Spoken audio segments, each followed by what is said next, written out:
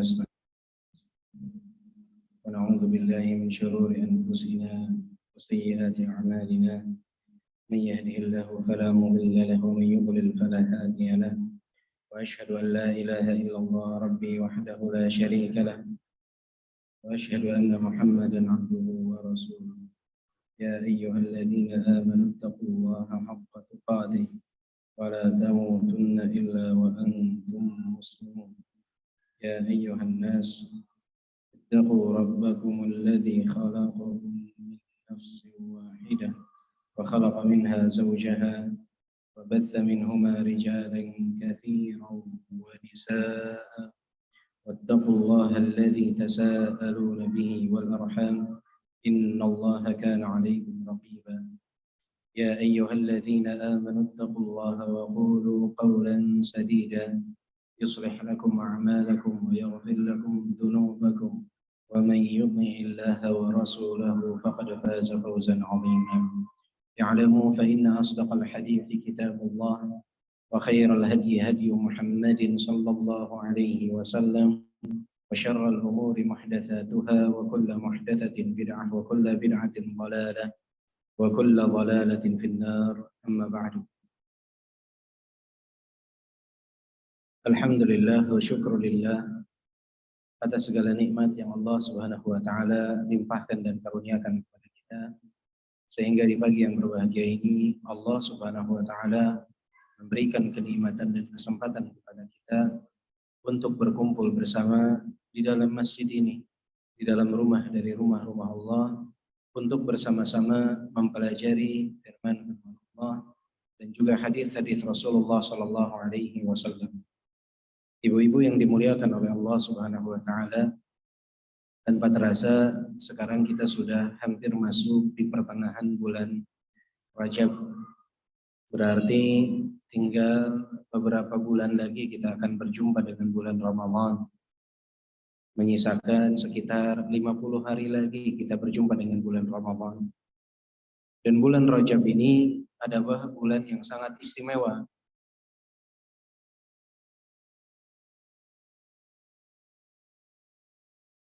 Bulan Rajab ini adalah bulan yang sangat istimewa karena dia merupakan salah satu dari 4 bulan suci.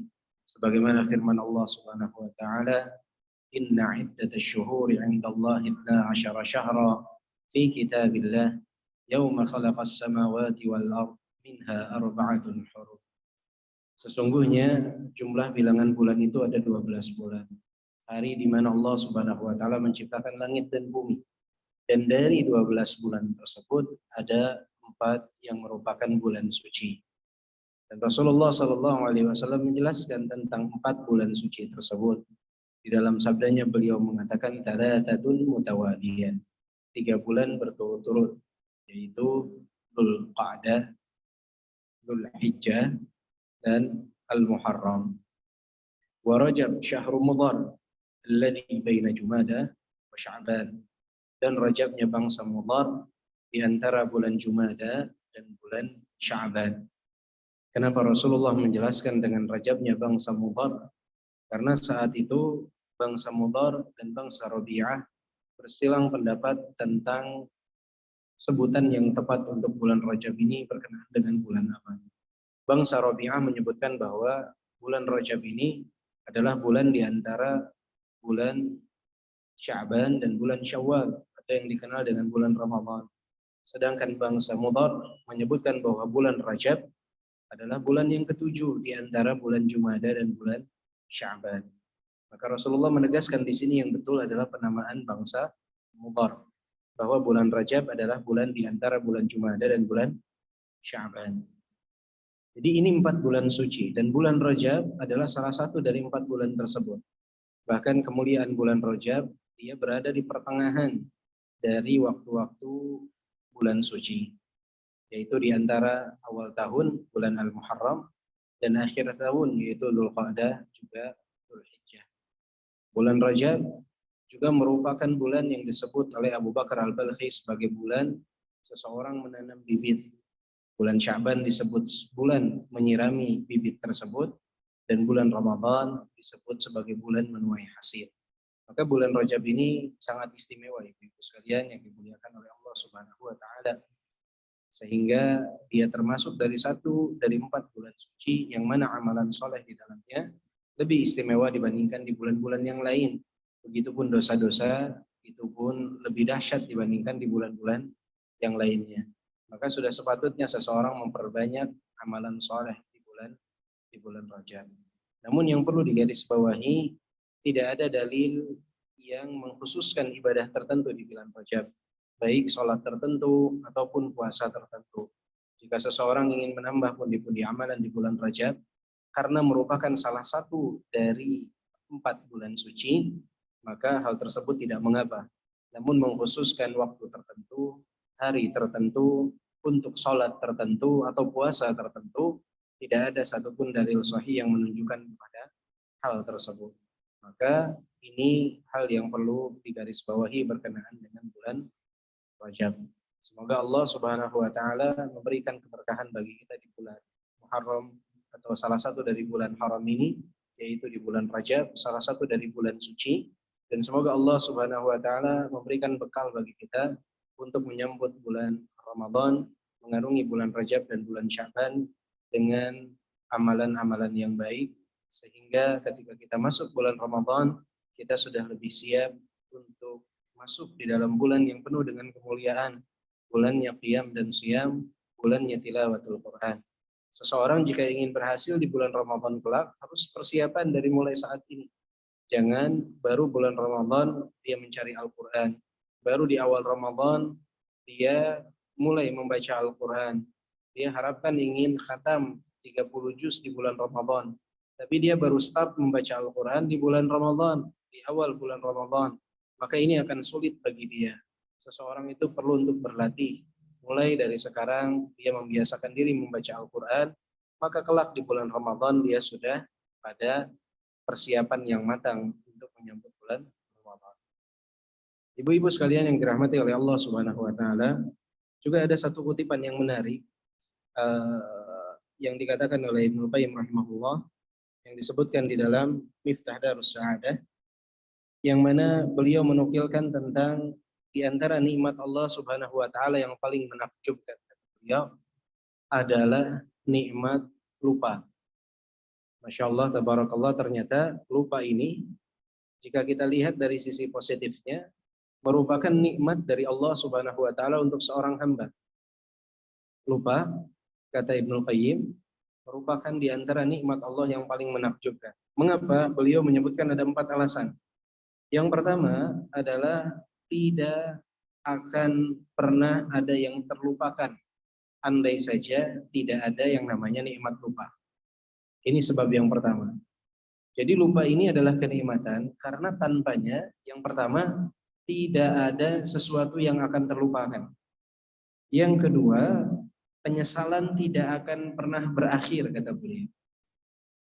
Yang ketiga, tidak ada yang terhibur dari musibah. Dan yang keempat, kesedihan tidak akan pernah mati, tidak akan pernah berakhir. Ini keutamaan daripada nikmat lupa. Kadangkala seseorang itu ketika menghadapi sesuatu yang disebut lupa, mereka menganggap bahwa itu adalah perkara yang negatif. Ingat, Allah Subhanahu wa taala tidak menciptakan sesuatu itu sia-sia.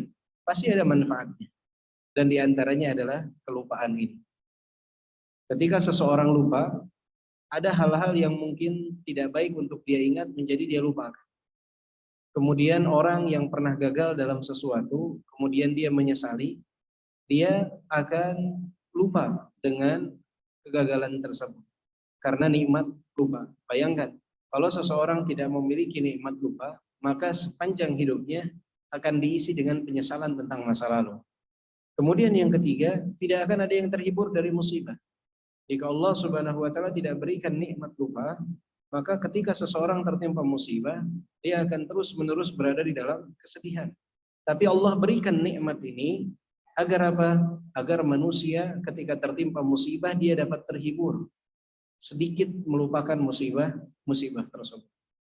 Dan yang keempat adalah orang jika tidak memiliki nikmat lupa yang dikaruniakan oleh Allah Subhanahu wa taala, dia tidak akan pernah berhenti dari kesedihan.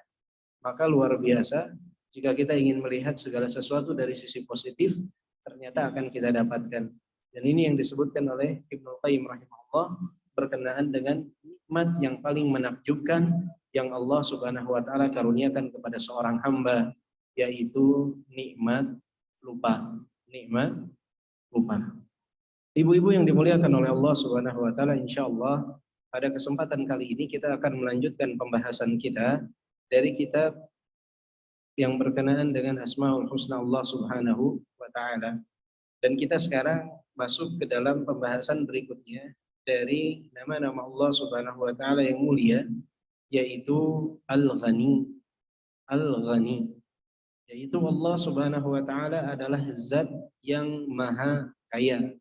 Allah Subhanahu wa taala adalah zat yang maha kaya. Kekayaan Allah ini, ibu-ibu sekalian, adalah kekayaan yang sempurna dan kekayaan yang mutlak, yang tidak mungkin lagi dapat bertambah dan tidak mungkin berkurang karena sudah mencapai puncak dari kesempurnaan. Berbeda dengan kekayaan makhluk yang merupakan kekayaan yang bersifat nisbi.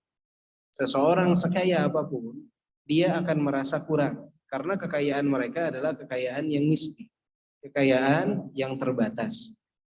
Bayangkan orang paling kaya di dunia saat ini, dia masih mencari uang apa tidak, ibu-ibu? Masih. Tandanya dia masih merasa kurang apa tidak? Masih merasa kurang.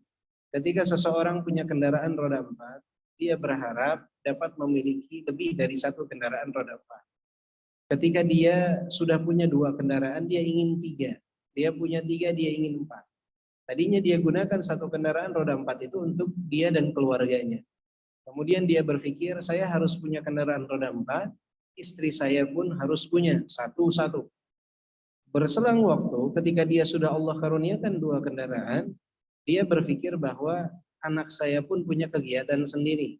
Sehingga anak saya yang besar harus diberikan kendaraan lagi 1. Akhirnya kendaraannya jadi 3. Ketika kendaraannya 3, masing-masing punya aktivitas sendiri, kemudian berpikir kita harus punya kendaraan 1 untuk operasional orang-orang yang ada di rumah kita, membantu kalau belanja ini dan itu harus punya kendaraan lagi. Akhirnya dia punya 4 kendaraan di dalam rumahnya. Padahal rumahnya lebarnya 6 meter, panjangnya 12 meter.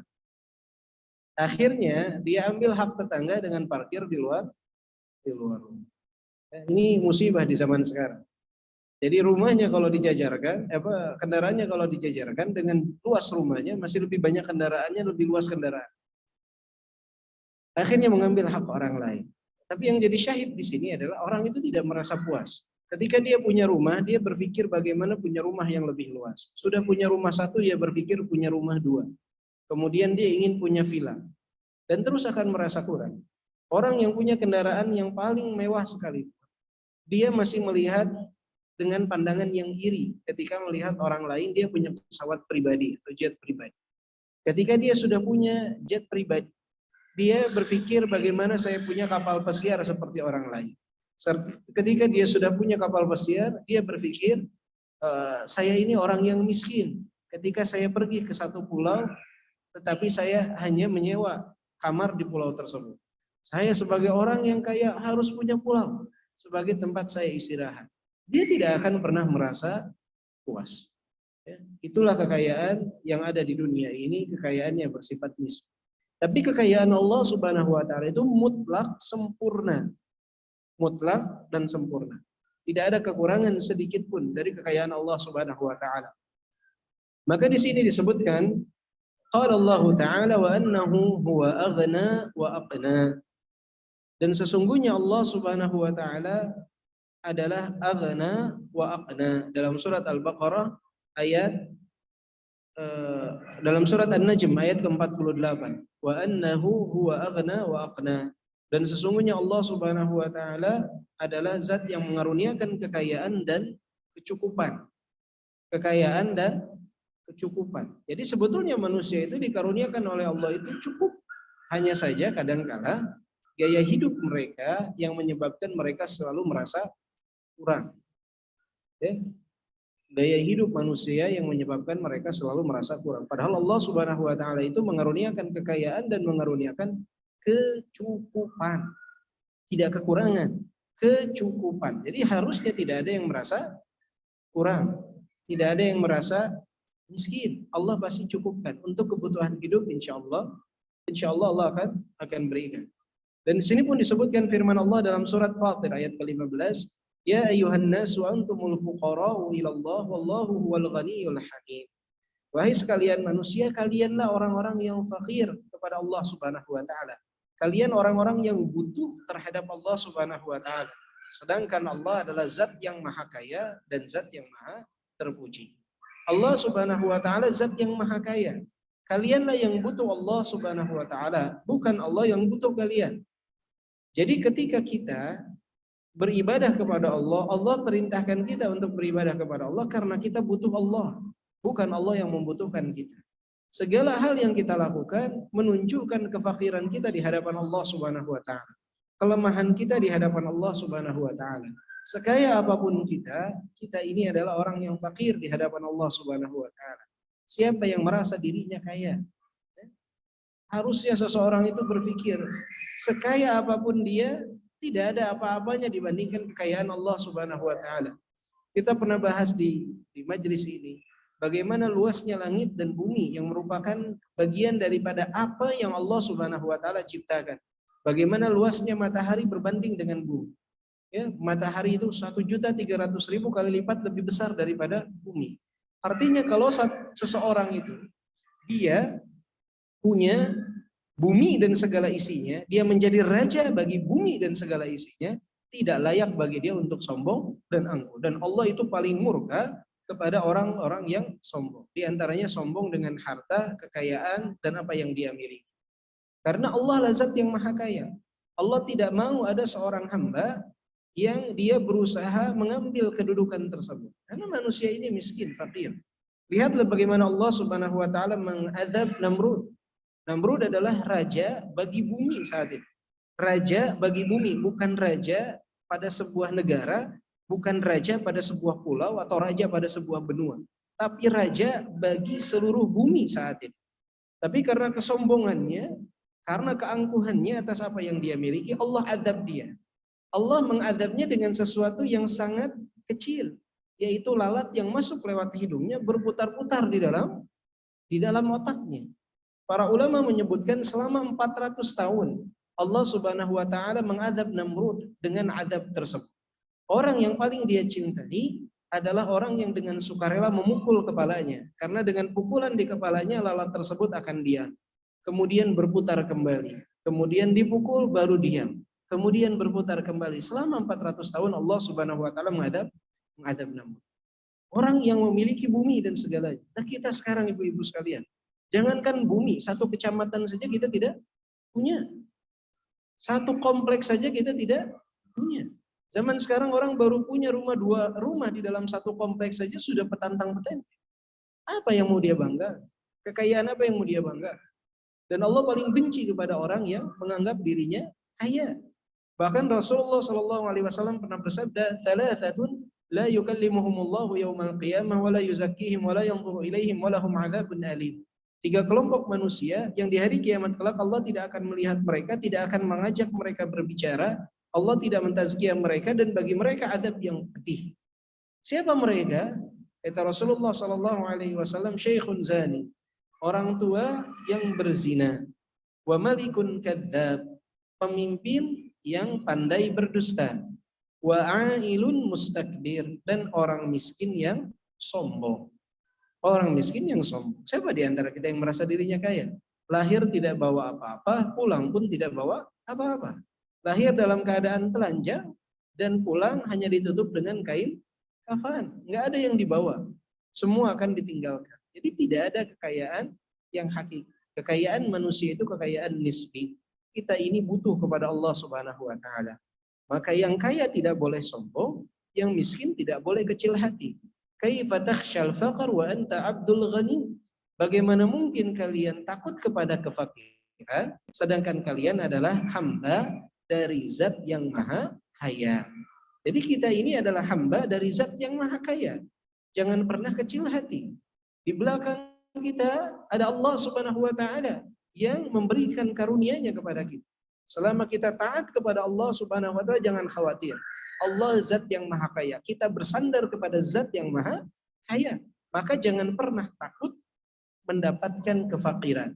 Minta kepada Allah Subhanahu wa taala. Maka di sini disebutkan فهو تعالى الغني الذي له الغناء التام المطلق من كل الوجوه لكماله وكمال صفاته التي لا يطرق إليها نقص بوجه من الوجوه. Dan Allah Subhanahu wa taala adalah zat yang maha kaya, yang sempurna kekayaannya dan mutlak kekayaannya dari segala sisi. Karena kesempurnaannya dan kesempurnaan sifatnya tidak ada sedikit pun kekurangan dari sisi manapun. ولا يمكن أن يكون إلا غنيا فإن غناه من لوازم ذاته. Tidak mungkin Allah itu kecuali Allah adalah zat yang maha kaya, karena itu adalah bagian daripada kesempurnaan Allah. Kama la yakunu illa muhsinan jawadan barran rahiman karima. Sebagaimana Allah itu sudah sepatutnya adalah zat yang maha penyayang, zat yang maha mulia, dan nilai-nilai positif lainnya. Wal makhluqatu bi asarriha la tastaghni anhu fi halin min ahwaliha. Dan makhluk seluruhnya tidak dapat dia itu lepas daripada Allah Subhanahu wa taala. Artinya dia itu tidak dapat berdiri sendiri tanpa Allah Subhanahu wa taala. Dia itu tidak dapat terlepas ketergantungannya kepada Allah Subhanahu wa taala. Fahiya muftaqiratun ilaihi fi ijadiha wa fi baqaiha. وفي كل ما تحتاجه أو تضطر إليه ومن سعة غناه أن خزائن السماوات والأرض والرحمة بيده وأن جوده على خلقه متواصل في جميع اللحظات والأوقات وأن يده سحاء الليل والنهار وخيره على الخلق مدرار. Jadi disebutkan di sini bahwa manusia seluruhnya itu tidak ada yang dapat terlepas daripada ketergantungan kepada Allah Subhanahu wa taala. Mereka membutuhkan Allah Subhanahu wa taala yang menciptakan mereka, Allah yang menetapkan mereka ada di muka bumi ini, Allah yang mengaruniakan rizki tersebut kepada mereka. Allah, innallaha huwar razzaqu dzul quwwatil matin. Ar-Razzaq Allah. Jadi apa yang dia miliki berasal daripada Allah Subhanahu wa taala. Enggak mungkin seseorang itu melepaskan diri dari ketergantungannya kepada Allah Subhanahu wa taala. Dia membutuhkan Allah. Setiap hamba butuh kepada Allah Subhanahu wa taala. Jadi jangan pernah berpikir saya kaya karena diri saya, tidak, karena Allah Subhanahu wa taala. Karena zat yang maha kaya adalah Allah. Maka di sini disebutkan dari kesempurnaan kekayaan Allah Subhanahu wa taala, wa min kamali ghinahu wa karamihi annahu ya'muru ibadahu bidu'aihi wa ya'udduhum biijabati da'watihim wa is'afihim bijami'i muradatihim wa yutihim min fadlihi ma sa'aluhu wa ma lam yas'aluhu. Disebutkan bahwa di antara kesempurnaan kekayaan Allah Subhanahu wa taala, Allah Subhanahu wa taala memerintahkan manusia untuk berdoa kepada Allah dan menjanjikan doa mereka akan diijabah oleh Allah Subhanahu wa taala. Permintaan mereka akan diijabah oleh Allah Subhanahu wa taala. Dan Allah memberikan apa yang mereka minta dan apa yang mereka tidak minta. Allah katakan, "Ud'uni astajib lakum." Berdoalah kepadaku, mintalah kepadaku, aku akan berikan apa yang kalian minta, aku akan kabulkan apa yang kalian doakan. Aku akan berikan. Bayangkan, ini maha kayanya Allah Subhanahu wa taala. Sekaya apapun manusia di dunia ini nggak mungkin memerintahkan semua orang katakan apa yang kalian mau. Nggak ada. Paling biasanya kalaupun ada yang melakukan itu dibatasi. 1 orang, 2 orang, itu pun dengan nominal yang terbatas. Tapi Allah Subhanahu wa taala tidak. Sepanjang waktu, sepanjang hari, seluruh manusia diberikan perintah oleh Allah untuk berdoa kepada Allah. Ud'uni astajib lakum. Minta kepadaku, aku akan kabulkan permintaan kalian. Minta apa saja, aku akan kabulkan permintaan kalian. Minta apa saja, aku akan kabulkan permintaan kalian. Yang tidak meminta pun Allah berikan.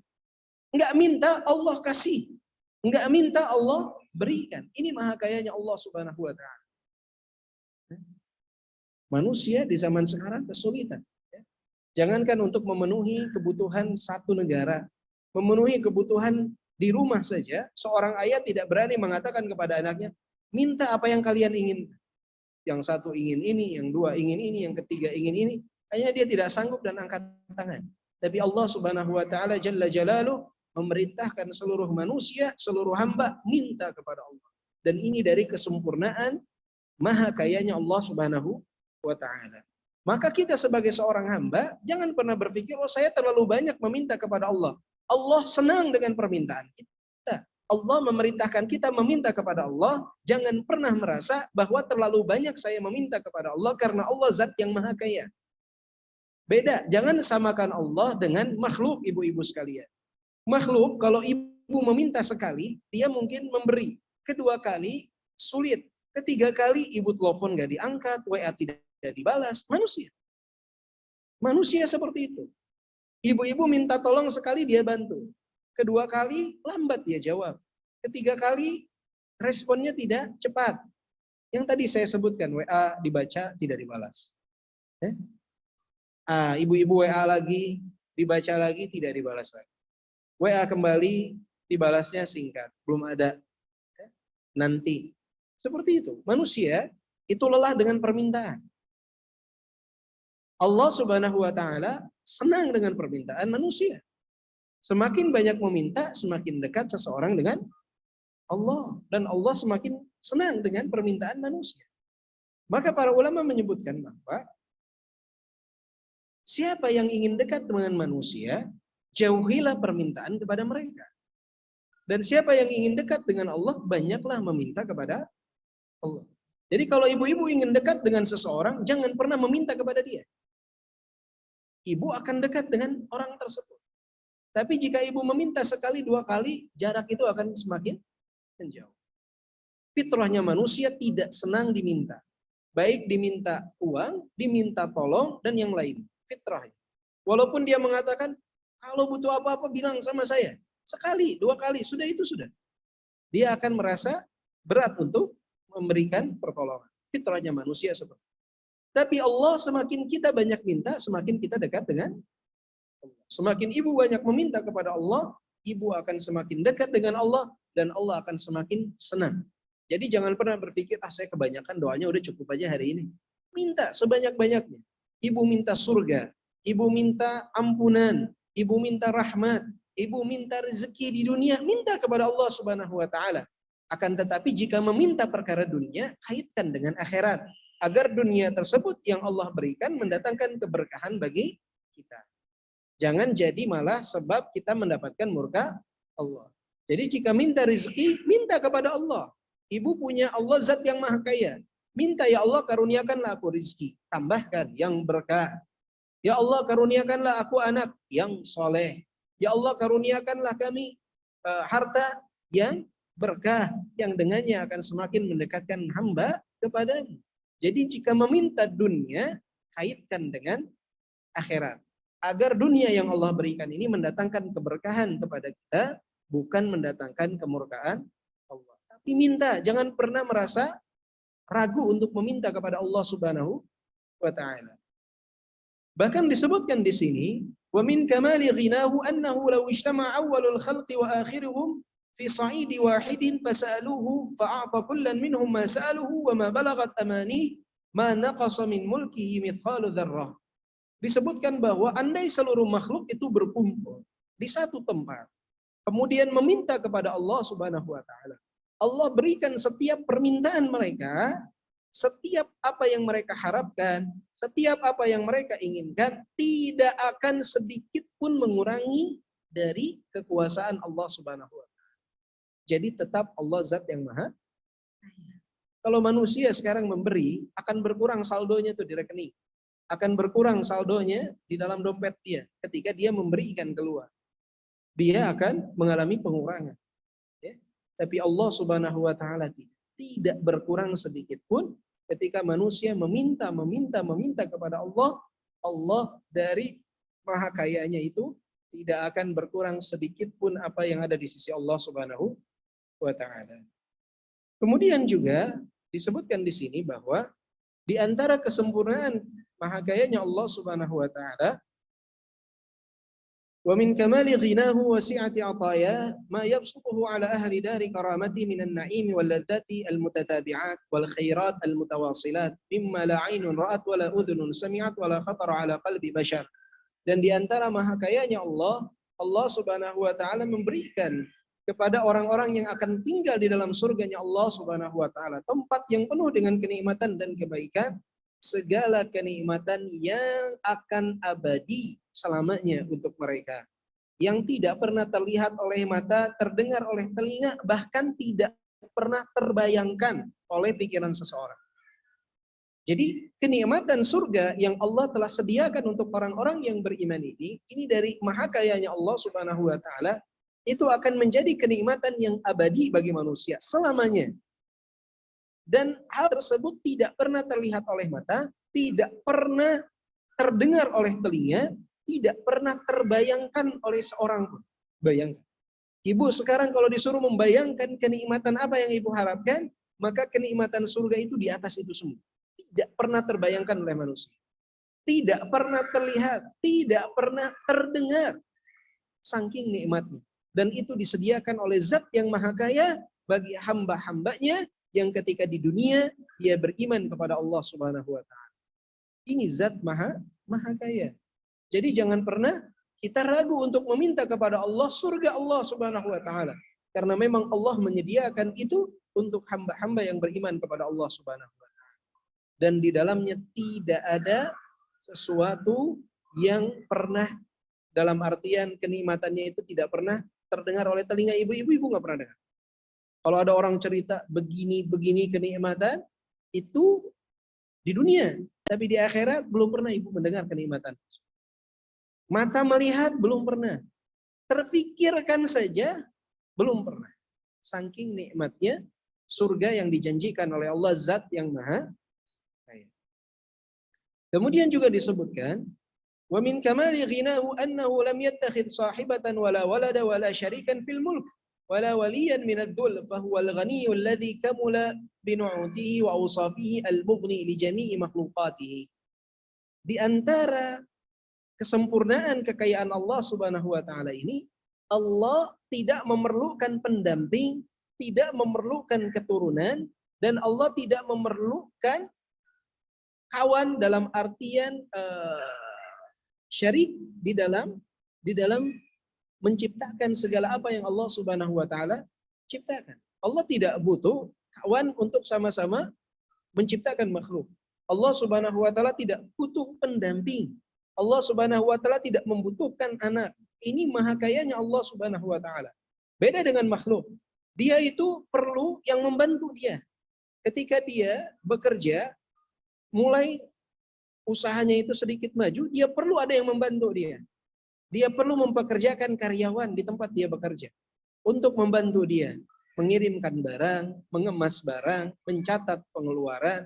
Dia perlu orang yang membantu dia. Tapi Allah Zat yang Maha Kaya tidak butuh itu. Allah menciptakan semuanya, Allah saja yang menciptakannya. Tidak butuh pendamping pula. Manusia ketika dia sudah dewasa, sekaya apapun dia akan merasa kosong. Dia butuh pendamping. Manusia, Allah tidak membutuhkan pendamping. Saking Maha Kayanya Allah Subhanahu wa taala. Manusia, sekaya apapun dia butuh yang namanya anak. Ketika dia sudah dewasa, semakin tua, dia butuh ada anak yang melindungi dia, yang menjaga dia, yang mengurus dia. Allah tidak membutuhkan itu. Allah Zat yang Maha Kaya, tidak butuh kepada siapapun. Jadi jangan pernah berpikir Allah membutuhkan kita. Kita yang butuh kepada Allah, karena Allah adalah Zat yang Maha Kaya. Maka kesimpulannya ibu-ibu yang dimuliakan oleh Allah, bahwa Allah adalah Zat yang Maha Kaya, kekayaannya mutlak, kekayaannya sempurna. Maka ibu-ibu jangan pernah berkecil hati, karena ibu-ibu adalah hamba dari Zat yang Maha Kaya. Minta kepada Allah apa yang ibu inginkan. Berdoa kepada Allah apa yang ibu harapkan. Jangan pernah menyia-nyiakan kesempatan ini. Karena doa yang ibu panjatkan kepada Zat yang Maha Kaya, kepada Allah Subhanahu wa taala, Allah akan berikan di dunia ini, atau Allah akan menghindarkan keburukan yang senilai dengan kebaikan yang ibu minta di dunia ini, atau Allah akan tangguhkan sampai hari kiamat kelak. Tidak ada sesuatu yang sia-sia dari yang namanya doa kepada zat yang maha kaya. Meminta kepada zat yang maha kaya itu tidak ada di dalamnya sesuatu yang sia-sia. Minta kepada Allah. Dan jangan pernah berkecil hati. Ingat perkataan yang mengatakan kaifa takhsyal faqr wa anta abdul ghani. Bagaimana kalian takut fakir sedangkan kalian adalah hamba dari zat yang maha kaya. Zat yang maha kaya. Jadi nggak usah kecil hati. Ya. Ibu bersandar kepada zat yang maha kaya. Ya. Kadang manusia di zaman sekarang itu pesimis, kecil hati, rendah diri ketika bertemu dengan orang-orang yang kaya. Ya. Subhanallah. Kalau bertemu orang-orang yang setaraf dengan dia biasa saja. Tapi kalau bertemu orang yang kaya, ruku hampir mau sujud. Ya. Cium tangannya pun Masya Allah, tabarakallah. Membungkuknya luar biasa. Kenapa? Karena si fulan kaya. Padahal dia dikasih juga enggak. Tapi seakan-akan di zaman sekarang ini musibah bagi kaum muslimin. Orang itu merasa bangga ketika dekat dengan orang kaya. Walaupun tidak pernah mendapatkan apapun dari dia. Antum merasa berapa bangga? Antum dekat dengan fulan, kenapa merasa bangga? Antum dikasih uang? Tidak. Diberi makan sama dia? Tidak. Nggak tahu. Merasa bangga saja. Luar biasa. Ya. Padahal harusnya seseorang itu melihat orang lain itu dari kadar ketakwaannya. Bukan dari faktor dunianya. Nggak boleh seperti itu. Kita adalah hamba dari zat yang maha kaya, maka nggak usah melihat orang lain dari kekayaannya. Karena kekayaan mereka itu kekayaan yang nisbi dan kekayaan yang kecil. Jadi ibu-ibu tidak boleh terlena dengan yang namanya harta. Ya, di zaman sekarang Masya Allah, tabarakallah. Salah satu pengaplikasian bahwa kita meyakini Allah Al-Ghani, Allah Zat yang Maha Kaya, kita tidak boleh menilai orang lain dari faktor harta. Di zaman sekarang, jika ada seorang laki-laki melamar putrinya, itu yang pertama kali dilihat apa? Harta. Yang pertama kali dilihat harta. Kalau kaya, mau seburuk apapun perilakunya, ibunya akan mengatakan, insya Allah udah nikah juga berubah. Giliran yang datang baik, punya pekerjaan, yang dikatakan apa? Nggak ngejamin, kadang suka nampak soleh, tapi nanti pas sudah nikah suka berubah. Subhanallah. Kalau yang kaya, dihusnudzonin. Kalau yang soleh, disu'udzoni. Kebalikannya seperti ini. Jadi kalau ada yang datang saleh, baik, Masya Allah, tabarakallah, akhlaknya baik, agamanya baik, yang dikatakan oleh si ibu, belum tentu kalau sudah menikah seperti itu. Banyak kasusnya juga. Orang udah menikah berubah. Ya, jangan dilihat dari yang nampaknya saja. Giliran yang kaya, jelas peminum khamar, tidak bekerja, itu dihusnudzoni. Insya Allah berubah. Nah, hamba Al-Ghani, hamba dari zat yang maha kaya, harusnya tidak menilai seseorang itu dari kekayaannya. Karena bagi dia kekayaan manusia itu sesuatu yang sangat kecil, tidak bernilai. Yang bernilai itu adalah ketakwaan. Karena zat yang maha kaya yang dia sembah, Allah Jalla Jalaluh tidak memerintahkan kita menilai seseorang itu dari kekayaannya. Zat yang maha kaya telah mengingatkan kita, inna akramakum indallahi attaqum. Sesungguhnya yang paling mulia di sisi Allah adalah yang paling apa? Bertakwa. Jadi ibu-ibu tidak boleh menilai orang dari hartanya, ya. Tidak boleh menilai orang dari hartanya. Zaman sekarang subhanallah kita mendapatkan musibah yang sangat besar. Terlebih dalam perkara bab pernikahan, ya. Dicari siapa kira-kira yang paling kaya yang melamar putrinya. Ini dia mau menikahkan atau mau menjual dengan tawaran termahal. Kalau mau menikahkan yang dicari yang soleh apa yang kaya, Bu? Yang soleh dan kaya, Bu, ya. Ya, kalau misalkan ada dia sudah soleh, dia kaya juga, alhamdulillah. Tapi yang utama apa? Yang soleh. Jangan sampai mengorbankan kesolehan itu karena faktor kekayaan. Karena ibu-ibu sedang mencari calon untuk anak ibu-ibu, bukan menjual mana yang bisa membayar lebih mahal. Ya. Nggak boleh seperti itu. Jadi jangan menilai dari faktor kekayaan.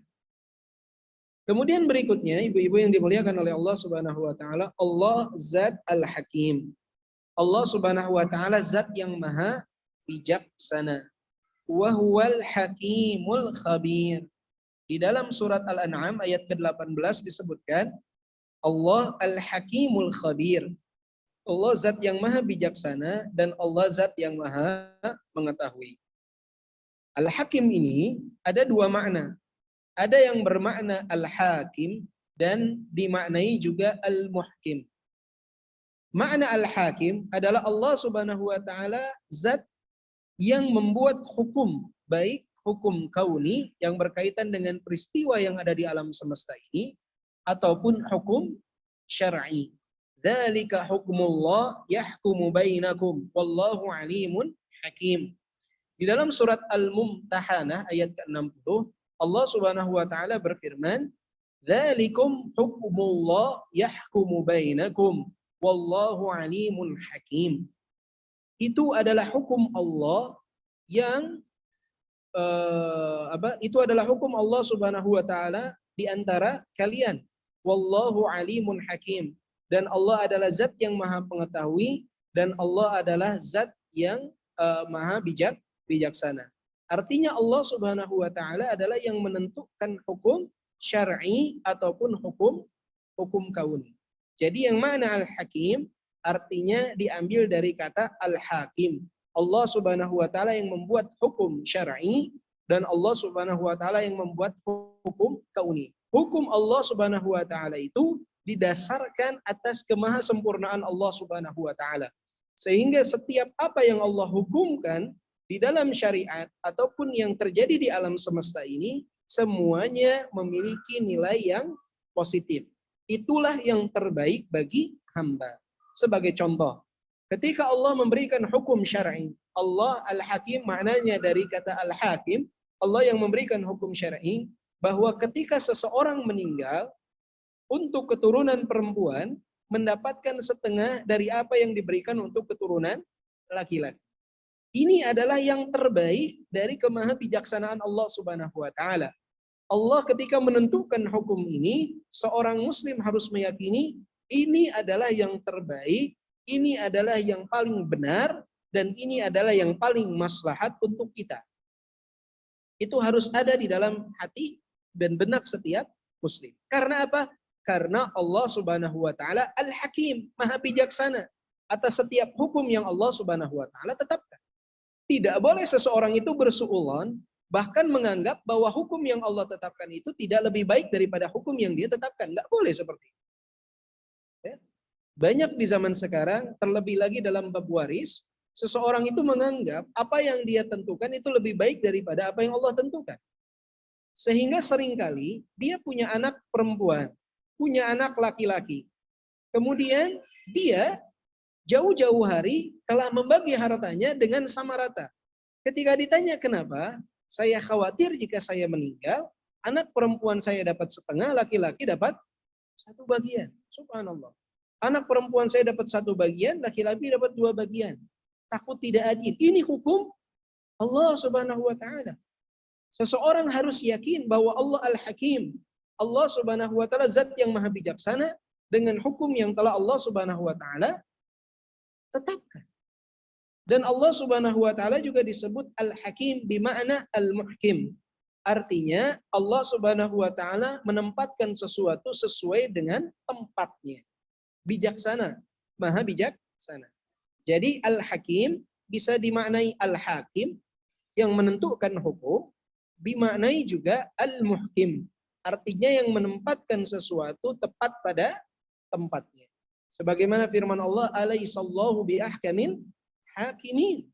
Alaihissallahu biahkamil hakimin. Bukankah Allah Subhanahu wa taala adalah hakim yang seadil-adilnya? Maka semua yang ditetapkan oleh Allah Subhanahu wa taala sudah tepat sesuai dengan apa yang menjadi kebaikan untuk semua.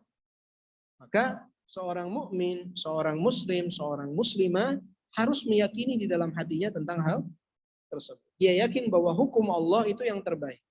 Ya, jangan berandai-andai. Kenapa? Banyak wanita akan mengatakan misalkan, kenapa harus ada haid bagi wanita? Padahal saya ingin terus menyembah Allah Subhanahu wa taala di setiap waktu. Kenapa saya tidak boleh membaca Al-Qur'an dengan menyentuh mushaf di saat saya sedang haid? Kenapa saya tidak boleh berpuasa di saat saya sedang haid? Padahal kan yang keluar darah, saya tidak makan, tidak minum. Kenapa dilarang? Ini sudah menjadi hukum Allah Subhanahu wa taala. Maka ibu-ibu harus yakin ini yang terbaik untuk ibu-ibu sekalian. Dan jangan pernah berpikir ketika ibu-ibu tidak berpuasa, dikarenakan ibu-ibu sedang haid, ibu-ibu sedang tidak beribadah. Ketika ibu-ibu meninggalkan puasa di bulan Ramadan, karena ibu-ibu sedang haid, itu adalah salah satu bentuk ibadah yang besar kepada Allah Subhanahu wa taala. Meninggalkan satu bentuk ibadah karena sedang beribadah kepada Allah Subhanahu wa taala, itu bernilai ibadah yang besar.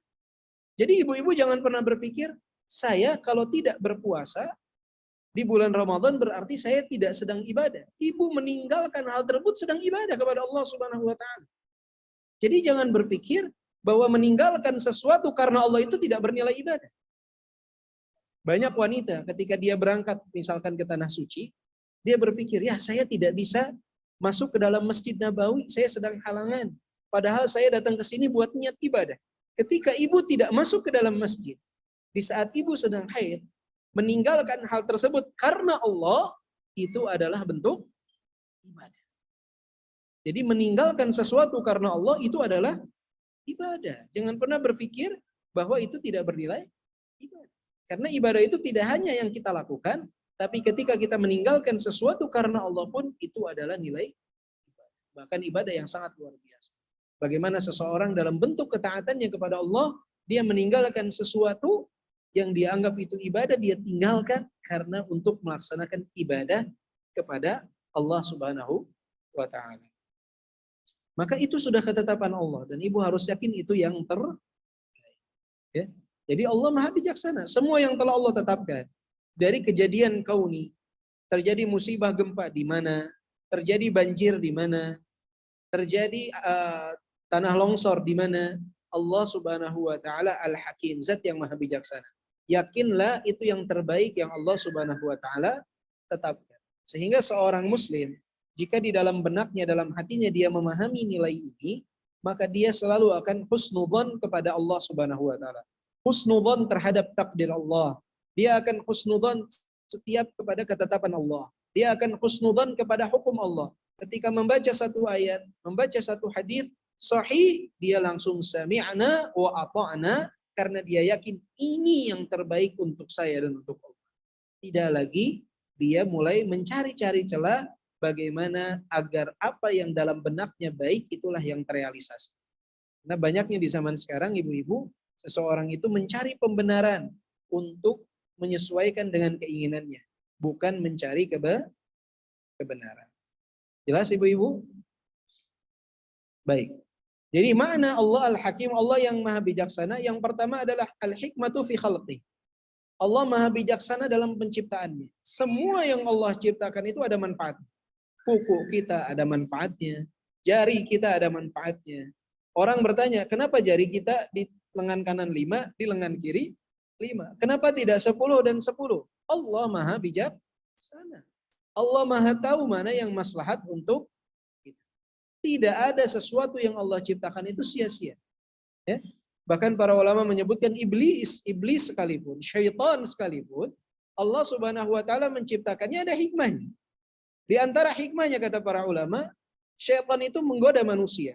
Manusia bermaksiat, kemudian dia bertaubat kepada Allah Subhanahu wa taala karena kemaksiatan yang dia lakukan. Itu di antara hikmah penciptaan syaitan dan iblis. Orang tergelincir pada kesalahan, kemudian dia bertaubat, maka dia melakukan ibadah dengan taubat tersebut. Ini adalah di antara hikmah penciptaannya syaitan dan iblis. Bayangkan iblis sekalipun ada hikmahnya tidak diciptakan? Ada. Jika iblis saja, syaitan saja ada hikmahnya diciptakan, bagaimana mungkin seorang manusia tidak memiliki hikmah dari penciptaan? Maka semua anggota tubuh ibu-ibu sekalian, dari ujung kepala sampai ujung kaki, semua ada hikmahnya. Kenapa hidung ibu-ibu tidak disimpan di atas misalnya? Disimpannya di posisi ini. Ini ada hikmahnya. Bayangkan jika hidung ibu-ibu menghadap ke atas ketika turun hujan. Sulit, ya. Ada hikmahnya. Allah memberikan semua dengan hikmahnya. Allah memberikan apa? Halis. Ya. Ada hikmahnya tidak? Ada. Ya. Bayangkan jika tidak ada halis, tidak ada yang apa? Yang menyangga keringat ibu-ibu sekalian. Itu bisa langsung masuk kemana? Ke mata. Efeknya negatif tidak? Negatif. Sama seperti hutan yang digunduli. Hutan digunduli akan menyebabkan bencana tidak? Iya. Bulu mata yang digunduli pun sama. Ya, halis yang digunduli pun sama. Sekarang banyak tidak ibu-ibu wanita yang mencukur halis? Banyak. Ya. Allah ciptakan yang terbaik, dia hapus, dia gambar. Subhanallah. Ya. Dia gambar. Allah udah berikan yang terbaik, dia tidak mau. Dan ini adalah musibah yang sangat besar yang terjadi. Jadi yakinlah apa yang Allah ciptakan ada hikmah. Kita tidak boleh merubah ciptaan Allah Subhanahu wa taala. Ya. Ada orang yang Allah ciptakan hidungnya mancung, ada orang yang Allah ciptakan hidungnya tidak terlalu mancung. Semua ada hikmah. Semua ada hikmah. Ada manfaat dari semua apa yang Allah ciptakan. Kemudian juga yang kedua, Allah Al-Hakim, yang perlu diperhatikan bahwa al-hikmatu fi syar'ihi wa amrihi. Bahwa Allah Subhanahu wa taala Maha bijaksana dalam syariatnya dan perintahnya. Semua yang Allah Subhanahu wa taala berikan perintah dalam Al-Qur'an ataupun hadis ada hikmahnya. Tapi banyak manusia yang tidak mau menjalankan. Contohnya di dalam talak, ketika talaknya itu masih talak raj'i, talak pertama dan talak kedua. Hukum Allah itu yang diperintahkan oleh Allah mereka untuk tetap bersatu dalam satu apa? Satu rumah, tidak berpisah. La'alla wa asa, mereka akan kembali lagi untuk bersatu. Tapi lihat manusia tidak mau dengan ketetapan Allah ini. Ketika ada wanita diceraikan oleh suaminya, pertama yang dia lakukan apa? Ambil koper, bawa baju, telepon orang tuanya, jemput saya. Allah suruh diam di rumah suaminya. Suaminya disuruh menetapkan istrinya di rumahnya. Kita enggak, main tarik. Akhirnya si suami mendengarkan omongan dari luar, si istri mendengarkan omongan dari luar. Yang ada apa? Perceraian tersebut tidak kembali terjadinya apa? Persatuan kembali di antara suami istri tersebut. Makanya di zaman sekarang ketika suami istri talak satu jarang yang kembali rujuk. Rata-rata ya sudah selesai. Kenapa? Karena hukum Allah Subhanahu wa taala tidak mereka yakini akan mendatangkan kemaslahatan. Mereka masih banyak yang bersuudzon terhadap hukum Allah Subhanahu wa taala. Nah, ini adalah musibah. Ini adalah musibah. Maka seseorang harus mengetahui tentang poin ini bahwa semua yang Allah perintahkan, apa yang Allah syariatkan ada hikmah. Penetapan salat subuh 2 rakaat, salat zuhur 4 rakaat, asar 4 rakaat, maghrib 3 rakaat, isya 4 rakaat, semua ada manfaatnya, semua ada hikmahnya karena Allah Subhanahu wa taala adalah Zat Al-Hakim. Hanya saja di antara hikmah tersebut ada yang kita ketahui, di antara hikmah tersebut ada yang tidak kita ketahui karena keterbatasan ilmu kita. Jadi jangan pernah beranggapan oh, nggak ada bedanya. Mau sholat maghrib 3 rakaat, 4 rakaat, kenapa nggak 2 rakaat saja? Kita tidak tahu hikmahnya. Jangan bersuudzon kepada apa yang menjadi ketetapan Allah. Yakin itu yang terbaik. Mungkin kita tahu hikmahnya, mungkin kita tidak mengetahui. Ya, mungkin kita tahu, mungkin kita tidak mengetahui.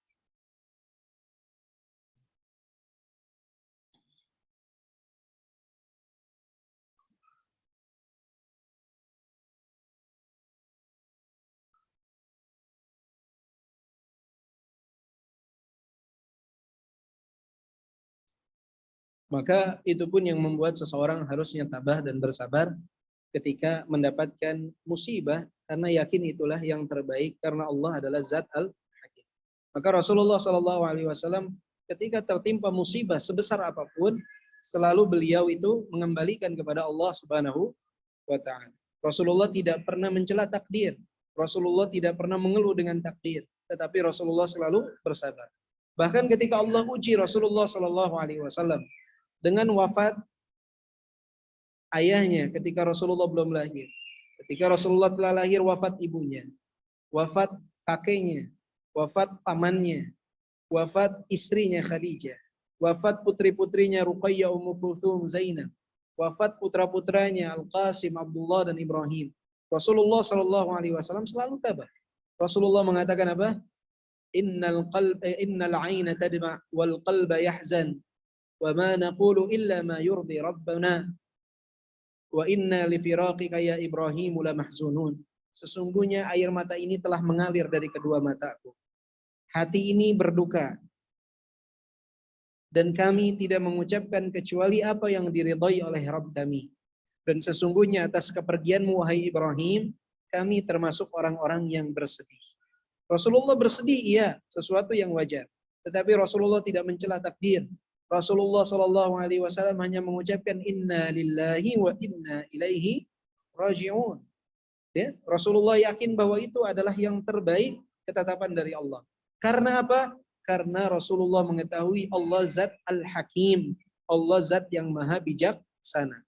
Maka segala apa yang Allah putuskan, segala apa yang Allah perintahkan, segala apa yang Allah ciptakan, semuanya telah tepat sesuai dengan apa yang terbaik.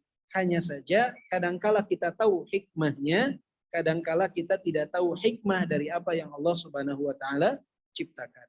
Maka kedepankanlah husnudzon kepada Allah Subhanahu wa taala dan terus kita belajar agar kita semakin tahu di antara hikmah-hikmah dari apa yang Allah Subhanahu wa taala berikan.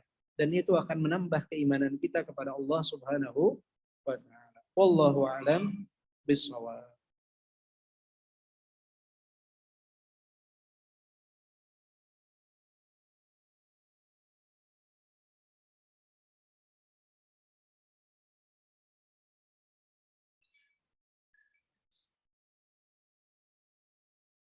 Apakah benar kalau memberhentikan menyusu harus 2 tahun sesuai tanggal Hijriah bukan tahun Masehi? Jadi 2 tahun dalam menyusui itu dan segala dalam bentuk syariat patokannya itu bukan penanggalan Masehi, tapi penanggalan Hijriah. Penanggalan Hijriah. Ya. Apakah wajib harus 2 tahun? Dilihat juga kondisi. Kadangkala seorang wanita belum 2 tahun dia sudah hamil lagi. Maka kondisi yang ada dalam kandungan, misalkan dokter mengatakan harus lebih diutamakan, maka tidak masalah dia memberhentikan susu tersebut walaupun sebelum 2 tahun. Tapi semua dalam patokan syariat, yang menjadi patokan adalah bulan Hijriyah, bukan bulan Masehi. Dari tanda seseorang balik mencapai usia 15 tahun, tahun Hijriyah. Dari ketika seseorang masa iddah juga ketika dia belum haid atau dia sudah menopause 3 bulan, dia adalah bulan Hijriyah. Ketika seseorang istri suaminya wafat masa iddahnya 4 bulan 10 hari, itu pun bulan Hijriyah. Pembayaran zakat haulnya sempurna 1 haul, itu pun bulan Hijriyah. Jadi bukan Masehi, patokannya adalah bulan Hijriyah.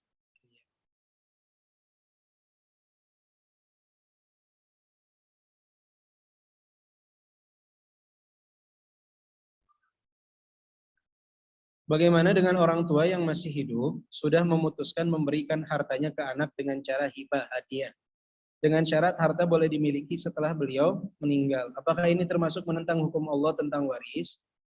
Nah, ibu-ibu ini perlu diperhatikan. Hibah atau hadiah itu syaratnya adalah hal tersebut sudah berpindah kepemilikan, sudah dikuasai sepenuhnya oleh orang yang diberi hadiah. Saya ambil contoh. Misalkan ada si A, ada ayah dari seorang, saya ambil contohnya siapa ya? Ada seorang ayah mengatakan kepada anaknya, wahai anakku, jika ayah meninggal, maka tanah yang ada di daerah Al-Fulani adalah untukmu. Jika ayah meninggal, tanah yang ada di daerah Fulani untukmu. Ketika ayahnya meninggal, apakah tanah itu jadi milik anaknya atau tidak? Tidak. Kenapa? Karena belum berpindah kepemilikan secara penuh kepada anaknya. Dan itu termasuk bagian daripada waris. Bukan termasuk bagian daripada hadiah. Atau seorang ibu mengatakan kepada anaknya, nah kalau ibu meninggal, emas yang ibu pakai dari gelang dan kalung, ini untuk anak perempuan ibu yang pertama. Ketika ibunya meninggal, apakah emas yang jadi gelang dan kalung tersebut jadi milik anak pertamanya? Jawabannya Tidak. Tidak karena apa? Yang pertama, karena belum berpindah kepemilikan. Yang kedua, oh itu wasiat. Wasiat itu tidak boleh kepada ahli waris. Wasiat itu tidak boleh diberikan kepada ahli waris. Ya. Jadi syaratnya itu dua hal ini. Pindah kepemilikan dan bukan termasuk, kalaupun itu adalah hadiah setelah dia meninggal, wasiat itu tidak boleh kepada ahli waris. Jadi kalau misalkan dia bilang, nanti kalau ibu meninggal, ini gelang ibu, tolong kasihkan ke pembantu ibu. Boleh apa tidak? Itu masuk ke dalam wasiat. Masuk ke dalam apa? Wasiat. Ya, masuk ke dalam wasiat. Dan pembantunya termasuk orang yang berhak menerima waris apa tidak? Tergantung. Ada orang yang memperbantukan keluarganya. Ya. Maka dilihat jika pembantunya tidak ada hubungan keluarga, tidak termasuk orang yang berhak menerima waris, maka dia boleh untuk menerima wasiat tersebut dan maksimal 1/3 dari harta. Nah seringnya di zaman sekarang orang seperti itu. Dia mengatakan, nanti kalau bapak meninggal, rumah yang A untuk anak yang A, rumah yang B untuk anak yang B, rumah yang C untuk anak yang C. Kalau bapak sudah meninggal. Setelah bapaknya meninggal, apakah itu berlaku? Tidak berlaku, kecuali jika semuanya sepakat. Artinya apa? Jika anaknya tiga-tiganya mengatakan, ya sudahlah sesuai dengan apa yang bapak berikan, saya ridho dan ikhlas. Si rumah A untuk anti, rumah B untuk ente, rumah C untuk ente misal. Boleh tidak? Boleh-boleh saja karena itu sudah jadi harta mereka. Mereka mau kasih ke siapa, hak mereka. Tidak ada lagi sangkut paut dengan ayahnya. Kalau di masa hidup, dia berikan rumah itu, sertifikatnya berubah, dikuasai oleh anaknya, sudah diberikan, maka itu sudah pindah ke pemilikan. Maka hadiah tersebut hadiah yang diterima. Dengan syarat bukan karena takut pembagian waris tidak hadir. Ya, itu yang perlu diperhatikan. Syarat niatnya dari si pemberi hadiah. Jangan karena ketakutan berkenaan dengan, karena sering sekarang Bapak Ibu-ibu sekalian, seorang ayah memberikan anaknya harta, ini untuk anak saya, ini untuk saya, untuk saya, karena khawatir nanti akan ada keributan, akhirnya yang meninggal duluan anak-anaknya. Anak-anaknya berangkat wisata ke satu kota, tabrakan mobilnya meninggal semua. Akhirnya yang kaya suami-suami dari anaknya. Nikah lagi, rumahnya dinikmati oleh suami-suami anak. Ayahnya gigit jari. Akhirnya dialihkan ke panti jompo. Subhanallah. Hati-hati ya. Terus ayahnya bilang, oh enggak, saya masih punya hak 1/6. Ternyata menantunya ini enggak mau pakai hukum agama. Dia bawa ke negara, kemudian dia katakan enggak bisa, ini atas nama saya, bukan harta istri saya. Karena pas rumah ini diberikan, dialih namakan oleh istri saya kepada saya. Dia mau gimana sekarang? Mau menuntut? Enggak bisa. Dia pengen 1/6 harta anaknya. Bisa tidak? Tidak, karena ternyata rumahnya bukan atas nama anaknya, atas nama suami dari anak. Ya nggak ada yang tahu siapa yang meninggal duluan, jadi nggak usah bagi-bagi. Ya.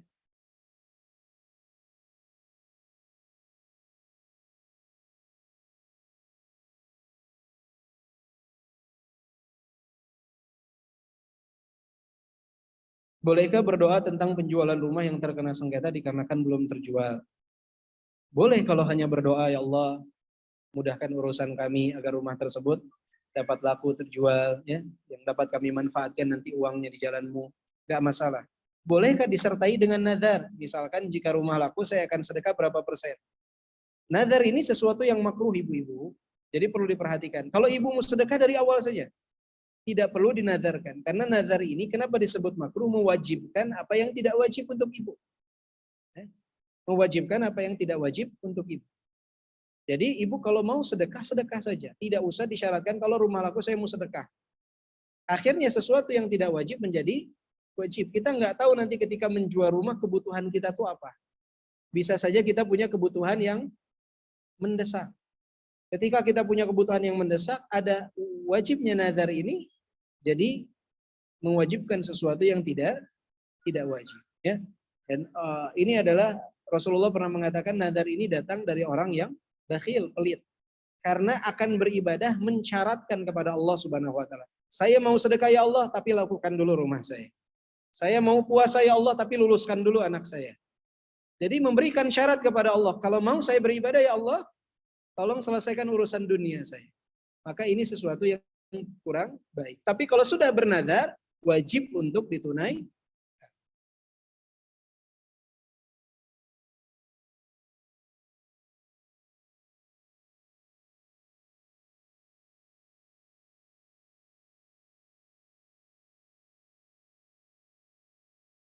Bagaimana cara bertobat dari menceritakan dosa-dosa yang pernah dilakukan?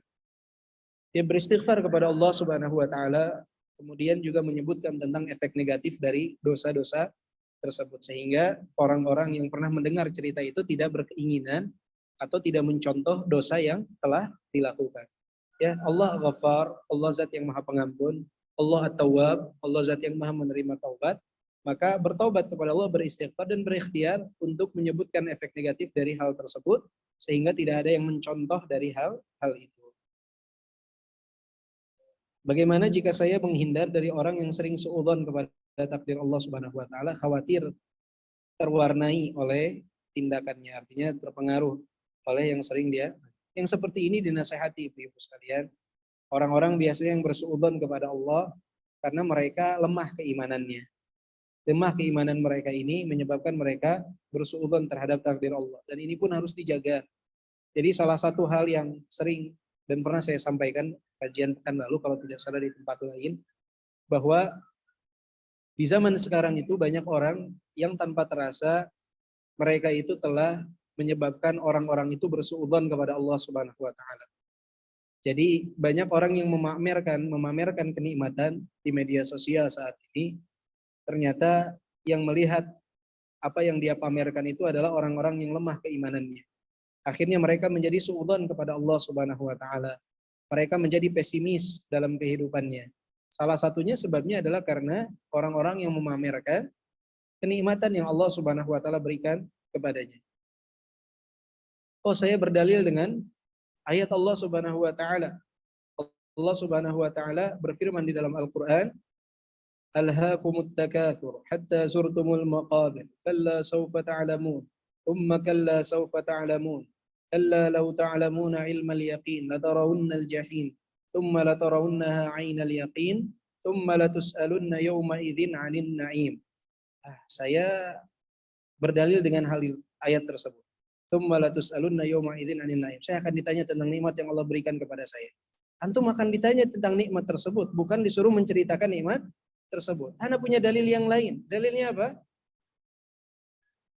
Ada yang ingat ayatnya? Wa amma bi ni'mati rabbika fahaddits. Nikmat Rabbmu ceritakanlah. Ini dalilnya. Jadi saya memamerkan makanan yang saya bikin, memamerkan restoran yang saya makan di sana sebagai bentuk saya mengucapkan kenikmatan yang Allah sebutkan, yang Allah perintahkan bahwa saya harus menyebutkan kenikmatan tersebut. Subhanallah. Maka kita harus melihat dan membaca penjelasan para ulama berkenaan dengan tafsir ayat tersebut. Boleh seseorang menceritakan kenikmatan dengan beberapa syarat. Yang pertama, dia melafadzkan lafadz syukur kepada Allah, menggantungkan nikmat itu kepada Allah. Misalkan mengatakan alhamdulillah, mengatakan hadza min fadli rabbi, ini keutamaan dari Allah. Itu syaratnya. Syarat yang kedua, niat dari hatinya menyebutkan nikmat itu untuk menggambarkan bagaimana keutamaan Allah Subhanahu wa taala, bagaimana kemuliaan Allah Subhanahu wa taala memberikan segala kenikmatan kepada hamba. Jadi menunjukkan nikmat itu bukan untuk dipuji dia, tapi agar orang tahu bahwa nikmat itu berasal dari Allah Subhanahu wa taala, zat yang maha memberi nikmat. Syarat yang ketiga yang sering orang lalai. Syarat yang ketiga adalah tidak menceritakan kenikmatan kepada orang-orang yang memiliki kelemahan iman, kepada orang-orang yang hasud atau hasad. Karena hal tersebut akan menyebabkan hasadnya tumbuh atau akan menyebabkan seseorang pesimis karena kelemahan keimanan. Dia akan bersuudzon kepada Allah Subhanahu wa taala. Dan kita tidak tahu ketika kita share di status, di media sosial, siapa saja yang melihat status kita nggak bisa mengontrol. Di sana ada yang hasad, di sana ada yang lemah keimanan, menyebabkan akhirnya orang-orang bersuudzon kepada Allah. Kenapa dia terus yang diberi, saya tidak? Apa salah saya ya Allah? Kenapa engkau begini kepada saya? Ya, dia lagi lihat status lihat restoran yang mewah, ada makanannya, ternyata anaknya di sebelah sedang ikut melihat handphone tersebut. Anaknya berkata kepada ayahnya, ya, kapan kita datang ke restoran itu? Bagaimana perasaan ayahnya? Bagaimana perasaan anaknya?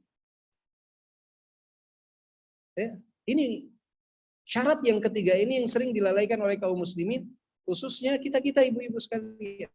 Coba pernah gak ibu-ibu lihat statusnya para ulama di share makanan, di restoran, jalan-jalan? Pernah tidak?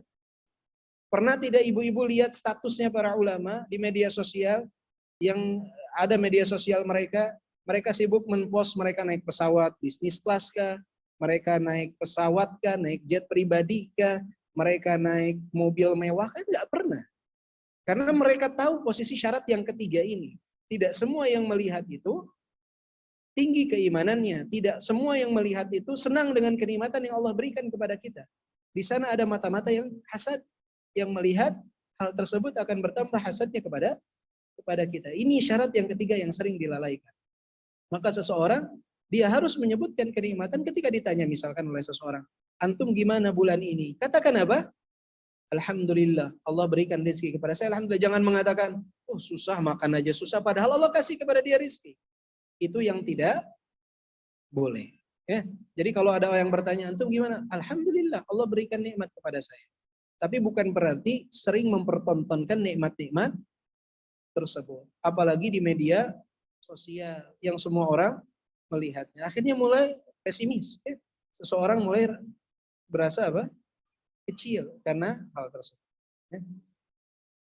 Jadi jangan misalkan ibu-ibu nyuruh suami ibu-ibu sekalian karena suami ibu-ibu pandai berbicara, kemudian ibu-ibu ambil video gambar, ibu-ibu baru beli rumah baru, rumah mewah. Kemudian ada kendaraan baru. Kemudian suami ibu-ibu disuruh berbicara di samping mobil, belakangnya backgroundnya rumah mewah. Kemudian, Pak, tolong bercerita tentang qanaah. Nah, suaminya bercerita, kita jadi seorang muslim harus qanaah, harus menerima takdir Allah, ketetapan Allah. Kira-kira yang melihat itu, gimana responnya, Bu? Hah? Apakah, bukankah di sana mata-mata yang hasad akan muncul? Bukankah di sana orang-orang yang lemah keimanannya akan merasa minder, pesimis? Maka nggak boleh yang seperti ini. Ya. Ini poin yang ketiga ini di media sosial Indonesia Raya sering dilalaikan. Ya, sering dilalaikan. Maka hati-hati.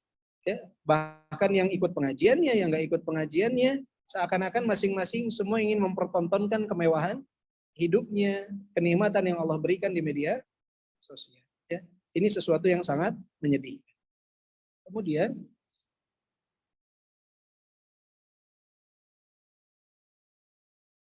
apakah kita berzikir Asmaul Husna, contoh seperti Ar-Rahman Ar-Rahim sebanyak 100 kali agar dipermudah rizki, atau Asy-Syahid sebanyak 319 kali pada malam hari agar menyadarkan seseorang yang membangkang, apa hal tersebut termasuk bid'ah atau bukan? Naam, ini termasuk dalam kategori bid'ah. Kenapa dalam kategori bid'ah?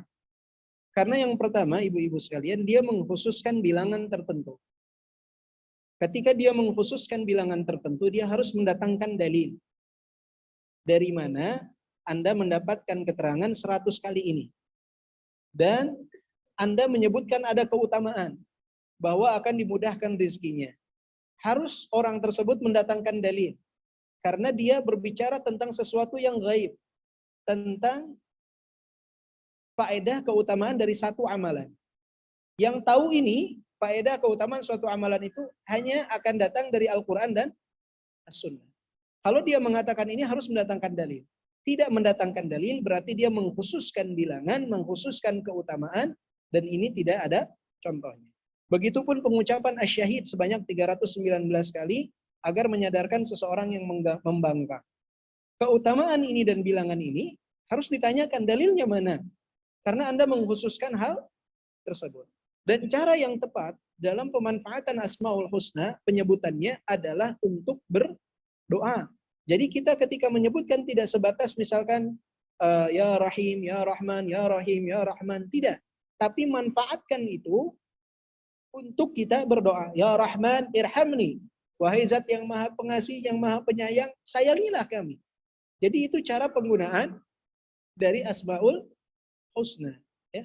kita paham maknanya, kita praktekkan. Bagaimana praktekannya? Salah satunya adalah ketika berdoa menyebutkan Asmaul Husna tersebut. Jadi dia tidak disebutkan secara terpisah. Misalkan hanya zikir saja, ya Rahman, ya Rahman, ya Rahman, ya Rahman, tidak seperti itu. Itu tidak dicontohkan oleh Nabi dan juga para sahabat. Tapi dimanfaatkan dengan menyebutkan Asmaul Husna, kemudian berdoa. Walillahil asmaul husna fad'uhu biha. Allah memiliki Asmaul Husna, maka ketika berdoa, berdoalah dengan menggunakan Asmaul Husna tersebut. Jadi tidak boleh mengkhususkan bilangan tertentu kalau tidak ada dalil. Ya. Jadi yang umum biarkan tetap umum, tidak boleh dikhususkan. Saya dulu pernah bertemu satu orang, dia mengatakan, saya mendapatkan istri saya berselingkuh katanya. Mendapatkan istri saya berselingkuh selama 3 tahun dengan seorang laki-laki. Dan dia sampai melakukan hubungan suami istri dengan laki-laki tersebut. Dan saya penasaran, ingin tahu siapa orangnya. Kemudian saya datangi orang pintar, kata orang tersebut. Saya datangi orang pintar, kata orang pintar tersebut, bacalah surat Al-Ikhlas 3000 kali. Akhirnya betul tuh katanya. Ustaz, saya baca 3000 kali, saya seperti apa? Gelap semuanya. Dan nampak sosok tersebut. Subhanallah. Ya, kata saya, Masya Allah Pak, 3000 kali Bapak baca Al-Ikhlas. Itu Bapak mungkin pusing Pak, bukan nampak laki-laki tersebut ya. Jadi pengkhususan ini nggak ada. Rasulullah nggak pernah mengatakan siapa yang baca Al-Ikhlas 3000 kali, maka nanti akan terlihat siapa yang pasangannya selingkuh dan lain sebagainya. Nggak ada keterangan seperti itu. Ya, jadi yang seperti ini tidak benar. Kalau misalkan kita menghadapi satu musibah, kita misalkan tadi, ibu misalkan pengen dipermudah rezekinya, berdoa kepada Allah, ya Razzaq rzuqni. Wahai Zat yang Maha mengaruniakan rizki, berikanlah rizki kepada hambamu. Berikanlah rizki yang berkah. Minta kepada Allah dengan doa-doa yang memang dianjurkan.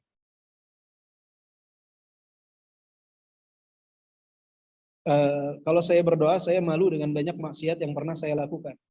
Ini suatu nilai yang positif, Ibu ya. Kita merasa malu atas dosa yang kita lakukan kepada Allah. Sedikit Ibu orang-orang yang memiliki rasa malu kepada Allah Subhanahu wa taala. Maka rasa malu Ibu atas dosa yang pernah dilakukan itu sesuatu yang harus dipertahankan. Tapi ingat, itu tidak menghalangi dari Ibu untuk berdoa kepada Allah Subhanahu wa taala. Bahkan itu harus jadi pelecut semangat Ibu untuk berdoa terus kepada Allah agar dosa Ibu diampuni dan agar Ibu diberikan sesuatu yang lebih baik kemudian hari. Sedikit Bu, ini adalah nikmat yang Allah karuniakan kepada Ibu. Merasa malu atas dosa yang pernah dilakukan. Ya, itu sesuatu yang harus jadi pelecut semangat Ibu untuk bertambah menjadi lebih baik.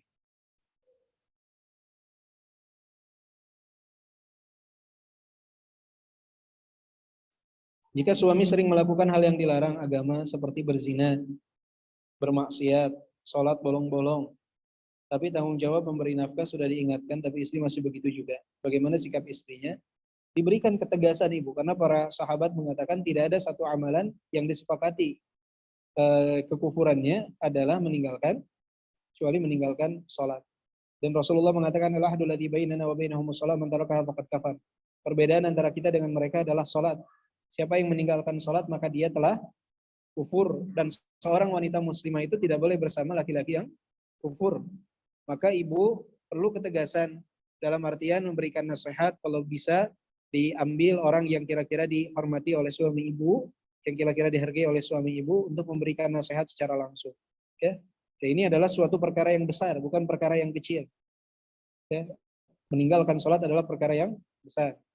Yang para ulama banyak yang mengatakan kekufuran orang yang meninggalkan sholat, baik sengaja ataupun karena rasa malas atau mengingkari kewajibannya. Maka Ibu harus segera menyelesaikan masalah ini dengan memberikan nasihat yang tegas kepada suami Ibu dengan cara yang hikmah, dengan cara yang baik, diinformasikan tentang hukum meninggalkan sholat, bahwa para ulama mengatakan, bahkan para sahabat mengatakan kekufuran orang yang meninggalkan sholat.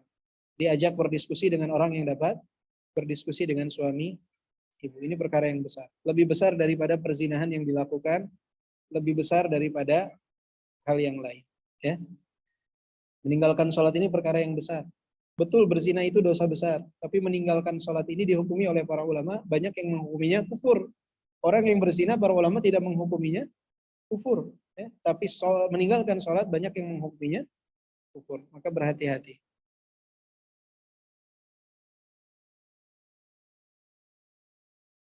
Apakah boleh masuk wanita haid masuk ke dalam masjid untuk menuntut ilmu? Ya, sebaiknya tidak masuk ke dalam masjid. Ya, biasanya di beberapa masjid itu disediakan tempat untuk yang sedang haid, itu lebih baik, lebih utama karena larangan untuk berdiam di dalam masjid. Bedakan antara lewat karena satu kebutuhan dan berdiam.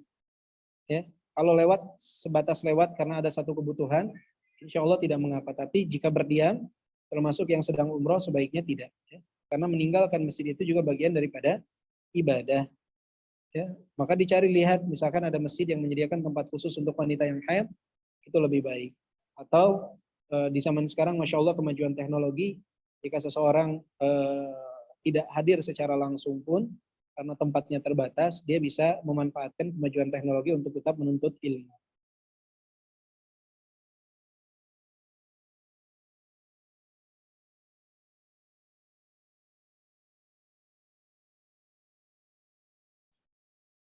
Ada seorang ayah yang sudah membagikan hartanya, dikhawatirkan anak-anaknya ribut. Kalau harta sebenarnya dikarenakan anak-anaknya berasal dari dua ibu. Bagaimana menurut Islam? Sama Bu ya, jadi membagikan waris di masa hidup itu nggak boleh.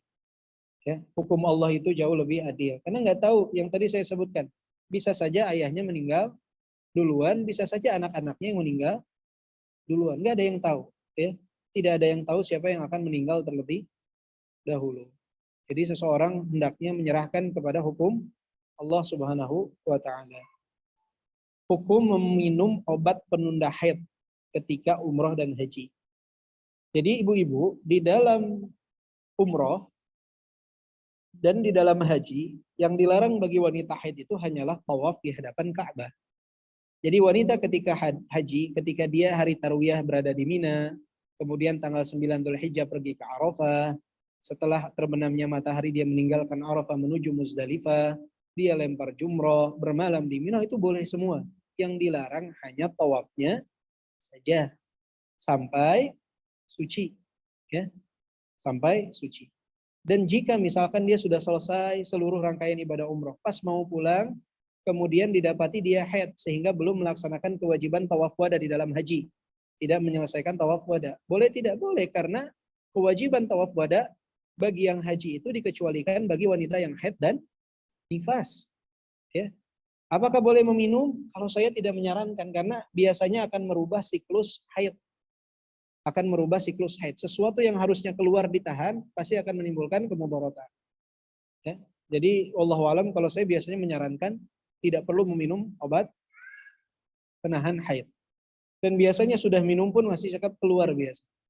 Terus bagaimana kalau saya umroh, datang saya ke Madinah, kemudian pas mau berangkat, saya masih haid. Atau saya terbang di pesawat, mau berniat di miqat, ketika melewati miqat di pesawat, karena langsung ke Makkah, saya sedang haid. Tetap berniat. Jadi ibu ketika dari Madinah, atau ibu dari Indonesia langsung umroh, ketika melewati miqat, itu tetap berniat. Walaupun ibu sedang haid. Sesampainya nanti di kota Mekah, menunggu sampai haid tersebut selesai. Begitu haid selesai, ibu-ibu mandi, seperti mandi janabah, kemudian langsung ibu-ibu tawaf sa'i dan mencukur rambut sebagai bagian daripada tahallul. Kembali apa yang sebelumnya haram menjadi halal. Kemudian jika sampai hari terakhir keberadaan ibu-ibu di kota Mekah, ternyata darah haidnya tidak habis-habis. Apa yang harus dilakukan? Sebagian ulama memfatwakan ibu tetap mandi janabah, kemudian menggunakan pembalut, kalau bisa 2 lapis, kemudian selesaikan tawaf, sa'i, kemudian tahallul. Ya. Dan semoga itu dapat menyelesaikan umroh ibu-ibu sekalian. Kalau saran saya, sebaiknya dihindari. Bagaimana menjaga diri dari perasaan syukur dan ujub? Kalau syukur bagus, kalau ada harta kita bersyukur bagus. Yang nggak boleh ujub. Ujub ini adalah ketika menyandarkan apa yang kita miliki dari kenikmatan itu kepada kemampuan diri. Jadi kalau ibu punya nikmat harta, segera ibu sandarkan kepada Allah Subhanahu wa taala. Bahwa harta ini datang dari Allah, bukan karena kemampuan saya. Kemampuan saya ini adalah sebab yang dianugerahkan oleh Allah, tapi semua adalah milik Allah. Jadi sandarkan kepada Allah, jangan sandarkan kepada diri. Ketika seseorang menyandarkan kenikmatan kepada diri bahwa sayalah, itulah yang disebut dengan ujub. Setelah seseorang ujub, dia mulai merendahkan orang lain, dia masuk dalam tahap kesombongan. Karena kesombongan ini bahan bakarnya adalah ujub. Ujub itu adalah tahapan pertama, kemudian dia sombong ketika mulai merendahkan orang lain.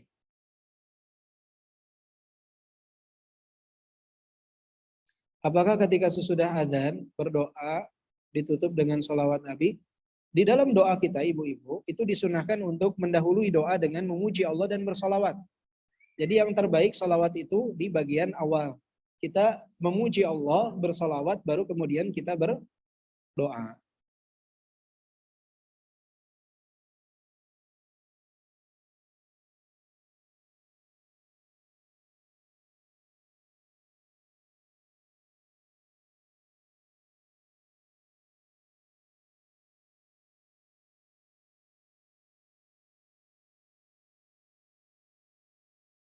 Apakah batasan aurat sesama wanita muslimah? Yang biasa nampak di hadapan mahram, itu yang terbaik. Jadi tidak terlalu terbuka. Misalkan kalau wanita sekarang seperti, mohon maaf, menggunakan daster di rumah, ya, yang biasa nampak lengannya, rambutnya di hadapan wanita muslimah, insya Allah tidak mengapa. Bolehkah menggunakan celana? Jika misalkan celana tersebut dapat menimbulkan mohon maaf, menimbulkan syahwat dengan bentuknya dan lain sebagainya, sebaiknya tetap dihindari. Walaupun di hadapan sesama wanita muslimah, tetap seseorang itu harus menjaga rasa malunya, walaupun di hadapan wanita muslim. Zaman sekarang, subhanallah, banyak yang menghindarkan diri dari yang jauh dari rasa malu. Wanita-wanita banyak yang jauh dari rasa malu. Kalau keluar, masya Allah, pakaiannya syar'i. Tapi kalau beli ke tukang sayur, ke depan, itu anehnya dia pakai daster, betisnya terlihat, lengannya terlihat, kepalanya ditutup oleh handuk. Ya, ini banyak sekali, subhanallah. Ini seakan-akan yang jual sayur ini mahram dia. Seakan-akan mahram dia. Ini musibah di zaman sekarang. Yang saya bingung, kok dibedakan perlakuannya? Kalau datang kawan suaminya, dia buru-buru ganti ke dalam. Tapi kalau depan tukang sayur seperti itu. Sama juga sekarang, kalau misalkan seseorang bekerja di satu tempat, wanita, mau dibonceng oleh rekan kerjanya, dia nggak mau. Mau dibonceng oleh rekan kerjanya laki-laki, dia nggak mau. Bagus, Masya Allah, tabarakallah. Sesuatu yang bagus. Tapi 5 menit kemudian dia pesan Gojek online. Yang bawa laki-laki. Dan dia tidak merasa, yang awal laki-laki, yang ini Bu, laki-laki. Harusnya dua-duanya tidak boleh. Karena bukan bukan. Nah ini ibu-ibu, ini perlu perhatian serius.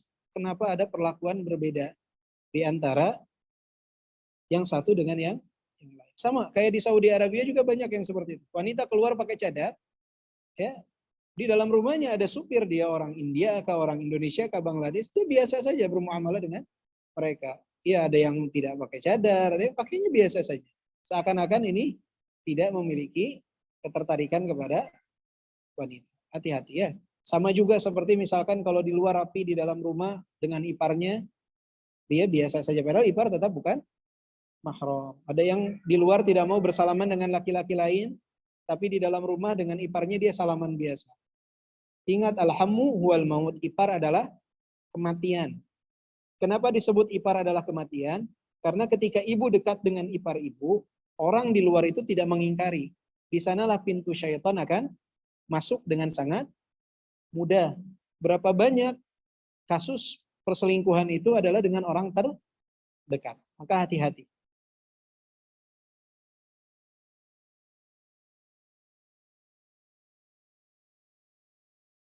Kalau orang tua sudah berpesan, meninggal warisan nggak boleh dibagi. Melainkan untuk cucu-cucunya. Ini bukan hak orang tuanya ya. Jadi ketika seseorang meninggal, harta itu milik ahli warisnya. Jadi yang menentukan kemana harta itu adalah ahli waris. Jadi ketika seseorang meninggal, yang menentukan itu adalah ahli waris. Jika misalkan ahli warisnya, saya mau dipakai, hak dia. Hak dia. Kalau dia mau amanah dari orang tuanya untuk dinantikan, itu tanpa ada paksaan. Artinya itu hak dia. Dia mau kasih ke cucunya terserah dia. Atau misalkan orang tua kadang meninggal nih, nanti rumah ini jangan dijual. Dijadikan rumah posko buat kalian. Kalau ada yang nggak punya rumah, pakai rumah ini. Ini adalah amanah dari mereka. Maka dikembalikan kepada ahli waris. Ini hak ahli waris. Kalau ada yang tidak setuju ingin hartanya, dia berhak untuk mendapatkan harta tersebut. Ya.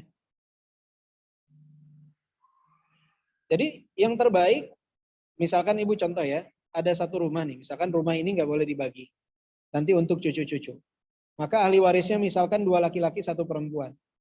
Mereka bertiga berdiskusi. Ini bagaimana? Kata yang satu, saya butuh uang saya. Kata yang 2, saya juga butuh. Ya sudah dijual, bismillah. Ya, karena itu adalah hak ahli waris. Hak ahli waris. Tapi kalau misalkan yang satu bilang, saya alhamdulillah ada harta, saya ingin jalankan nih amanat dari ibu, sudah bagian kalian saya bayarkan. Tapi rumah ini nanti saya tidak akan saya jual untuk tempat kita kumpul bersama. Nah itu lebih baik. Artinya bisa menggabungkan 2 hal. Yang pertama, orang yang butuh itu dapat mendapatkan harta, yang tidak butuh pun dia dapat tetap menjalankan amanah dari orang tuanya. Banyak di zaman sekarang, orang butuh, kelaparan dia. Tapi ahli warisnya itu, misalkan contohnya ada seseorang yang meninggalkan warisan rumah. Rumah itu orang tuanya bilang kalau bisa jangan dijual. Kemudian ketika orang tuanya meninggal, ada 5 anak nih. Yang 3 bilang udah nggak usah dijual. Yang 3 punya rumah masing-masing. Kerjaannya bagus, penghasilannya tinggi. Dia nggak butuh rumah ini. Yang 2 ini kasihan. Jadi kalau yang 3 ini sepakat untuk tidak menjual karena mereka memang kelebihan harta dan ingin menjalankan amanah dari ibunya, tolong dikeluarkan harta yang 2 ini. Kadang yang 2 ini ketika meminta hartanya dia khawatir termasuk dalam golongan anak yang durhaka. Dianggap tidak mau menjalankan amanah, padahal sisi lain dia butuh, itu harta dia. Maka yang 3 ini yang harus lebih peka. Dikeluarkan haknya sehingga semuanya dapat mendapatkan apa yang terbaik untuk mereka insya Allah.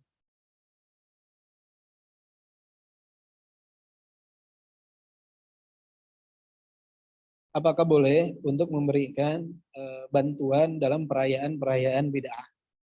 Apakah boleh memberikan bantuan dalam perayaan? Jadi ibu kalau menghadapi kasus seperti ini, lebih baik ibu menyumbang dalam sesuatu yang bersifat manfaat untuk masjid. Misalkan di masjid komplek tempat ibu tinggal, di sana melakukan satu ritual keagamaan tertentu dan mayoritas di komplek tersebut orang-orangnya melakukan hal itu. Ibu dibagikan amplop kosong disuruh isi. Maka kalau saran saya sebaiknya ibu menyumbang sesuatu untuk masjid. Misalkan Pak, saya tidak bisa nyumbang uang, qadarullah tidak ada. Ini saya kasih masjid untuk sejadah untuk imam. Sehingga dari satu sisi ibu tidak ikut membantu dalam perayaan itu, di sisi yang lain akan menghilangkan ketersinggungan atau kesuudzon di pihak masjid atau pihak yang berkaitan. Ya, jadi ibu akan lebih nyaman. Ibu menyumbang misalkan sejadah atau ibu menyumbang sesuatu untuk masjid dalam bentuk barang yang bisa digunakan oleh masjid. Insya Allah itu adalah cara singkat yang terbaik untuk saat ini. Ya. Jadi misalkan dibagikan amplop, ibu nggak perlu mengisi amplop tersebut karena kadang juga pemanfaatannya itu kurang maksimal. Ya. Yang pertama perayaannya tidak disyariatkan, yang kedua pun biasanya harta itu lari entah kemana. Jadi sebaiknya diberikan misalkan sejadah untuk masjid, memberikan hadiah sesuatu ya untuk masjid, bisa mikrofon untuk masjid yang digunakan untuk adzan, atau gayung untuk kamar mandi masjid yang lebih murah, atau ember untuk kamar mandi masjid. Jadi sesuatu yang bermanfaat sehingga mereka pun merasa tidak tersinggung dengan apa yang ibu lakukan. Jika ada kesempatan diberikan nasihat, itu jauh lebih baik secara langsung. Tapi tidak, yang minimal hati kita mengingkari dan tidak ikut membantu.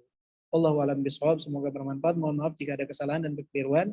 Jika ada yang saya sampaikan keliru, keseleo lidah, tolong diingatkan agar kita nanti bisa revisi di pertemuan berikutnya. Subhanakallahumma wa bihamdika asyhadu an la ilaha illa anta astaghfiruka wa atubu ilaik. Walhamdulillahirabbil alamin. Assalamualaikum warahmatullahi wabarakatuh.